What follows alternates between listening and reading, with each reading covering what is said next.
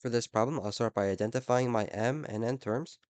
It's already in the correct form of m dx plus n dy is equal to 0. So m is going to be the coefficient of dx, which is tangent x minus sine x times sine y. And n is going to be the coefficient of dy, which is cosine x times cosine y. I can now take the partial derivative of m with respect to y. This tangent x term will be 0, and we'll get that the partial derivative is negative sine x times cosine y. We can take the partial derivative of n with respect to x. We'll find that this is also negative sine x cosine y. Because these are the same, we know that the equation is exact. We can now take the integral of m with respect to x.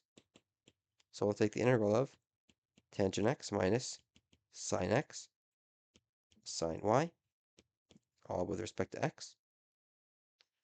We can write this tangent x integral as the integral of sine x over cosine x dx, and I'll leave the other integral the same. I can use u substitution for this first integral. I'll set u equal to cosine x, du will be equal to negative sine x. So we'll get the negative times the integral of 1 over u du, or negative ln of u. And we said u was cosine x, so it'll be negative ln cosine x. The second integral will just be cosine x times sine y. I'll write that down here. And we'll add g of y to that. This will be our function. We can now take the partial derivative of this function with respect to y, which is definitionally equal to n. And earlier we said that n was equal to cosine x times cosine of y.